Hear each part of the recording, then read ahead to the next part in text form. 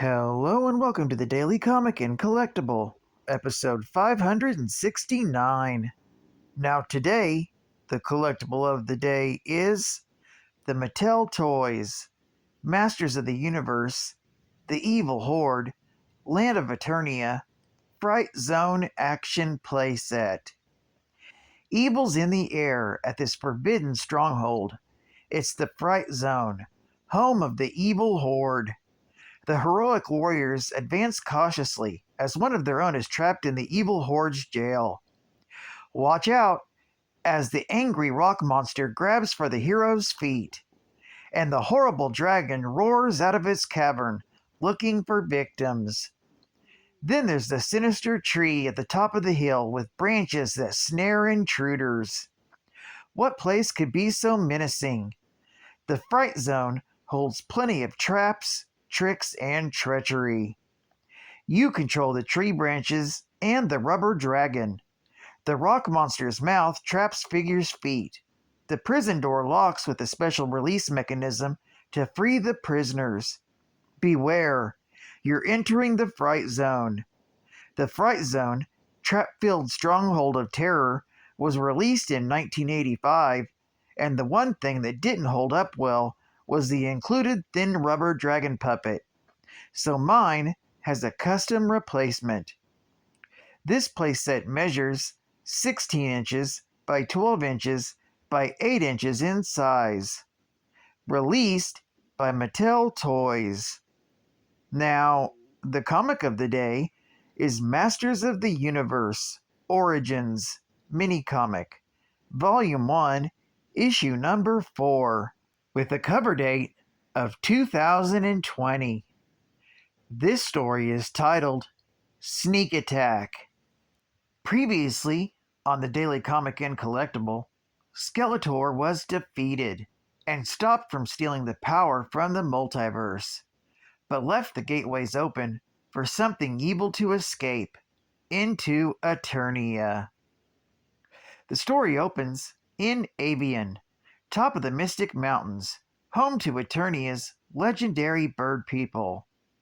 Prince Adam and Cringer are walking with Stratos, letting him know how honored he feels to be invited to the Emerald Celebration. The humble Stratos accepts his gratitude and offers the prince to come with him to pay tribute to the Emerald Staff of Avion. Stratos tells Adam it's an ancient artifact to be revered and feared, when suddenly they're interrupted by the palace guards, telling Lord Stratos they've captured an intruder, even though Ninjor claims he wanted to be found. Lord Stratos declares, "You dare darken my doorstep, assassin?" But Ninjor now claims that they're allies, to which Stratos defiantly states, why would he ever join forces with Ninjor? That's when Ninjor exclaims their common enemy, Hordak, much to the shock of Prince Adam. That's when Ninjor tells the story of how Hordak arrived on Eternia without warning, then threw Skeletor to the ground, had him thrown into the dungeon, and declared himself ruler of Snake Mountain, and demanded all his henchmen to pledge him fealty. Now on his throne, and Ninjor at his knees, Stratos declares he cares not who Ninjor serves, but wants to know why he came. Ninjor points to the Emerald Staff of Avion, while pleading for it.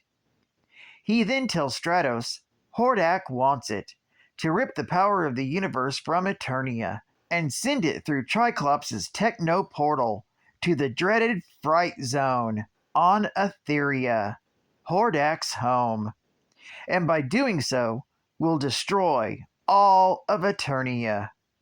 Of course, Stratos denies Ninjor the staff, but Ninjor tells the Lord of Avion he has a plan to stop Hordak. Later, after hours of arguing behind closed doors, Prince Adam hears Stratos sternly saying, "Do not betray me," causing Adam to realize Stratos needs help. So Adam holds aloft his magic sword and states by the power of Grayskull, becoming the most powerful man in the universe. Meanwhile, at Snake Mountain, Triclops reports to Hordak that the portal is ready. With a delightful snort, Hordak is pleased and praises Triclops for all his accomplishment. Suddenly on the screen monitor, Triclops announces Ninjor's return, and he has the Staff of Avion. When Ninjor enters the throne room, Hordak again snorts with excitement and demands the staff. That's when Ninjor plants the staff. Stratos exclaims, "For Eternia!" and the Birdmen of Avion fly in for the attack as Hordak exclaims, "Traitors!" Stratos then punches Hordak, exclaiming, "Go back to Etheria," while the Birdmen open the gate to toss him through before Hordak can gain his bearings. Suddenly, with Hordak defeated, Stratos demands to know where Ninjor went. At that same moment, Triclops, Ninjor, and Skeletor are escaping from Snake Mountain, with Skeletor now freed from the dungeon, stating that they will end up the victors while Stratos and Hordak destroy each other. That's when He-Man, riding the valiant Battle Cat, leaps in front of the three, cutting off their escape, commenting he wouldn't be so sure of that. Skeletor scoffs, with Ninjor holding the staff, and remarks 3 against 1, even you can't win. When suddenly, Lord Stratos swoops from above and snatches back the Staff of Avion. Skeletor, knowing their beat, has Ninjor make their magical escape. With all well again in Eternia, He-Man and Stratos shake hands and congratulate each other's victory. This story is continued in Masters of the Universe Origins, issue number 5. Geek Fact: this issue is the Masters of the Universe Origins mini-size comic that was packaged with the Origins series Wave 4 of figures, and all 4 Wave 4 series figures are featured in this story. Stratos, Hordak, Triclops, and Ninjor. Bonus Geek Fact: the Fright Zone is a location from the Masters of the Universe toy line and related media. Different versions are depicted in the animated series She-Ra, Princess of Power, She-Ra and the Princess of Power, and He-Man and the Masters of the Universe. The Fright Zone is Hordak's base of operations, just as Skeletor has Snake Mountain. It is often depicted as a rocky green cave filled with traps in a dungeon. It's from here Hordak launches most of his schemes and houses his weapons, army, and henchmen. Depictions of the Fright Zone vary somewhat between the different media of the Masters of the Universe franchise. Like many subjects, the depiction of the Fright Zone in some of the mini-comics is based more on the look of the playset, which is radically different from its animated counterpart. In fact, there were actually 2 Fright Zones. The Fright Zone, depicted in the Masters of the Universe, was actually located on Eternia, and was a stepping stone, or a foothold for Hordak, from Etheria. That's why it looks so different from the Fright Zone on Etheria.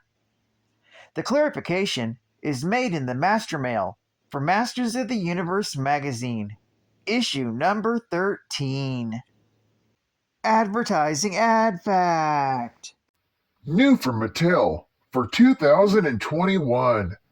The Heroic Warriors, the Evil Horde, and the Evil Warriors. The Heroic Warrior, the Winged Warrior Stratos. I got me a new costume. It's Gucci. What do you think? From the evil horde, the ruthless leader of the evil horde himself, Hordak.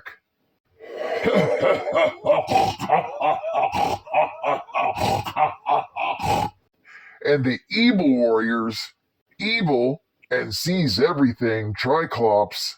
Oh my gosh! And the evil ninja warrior, Ninjor.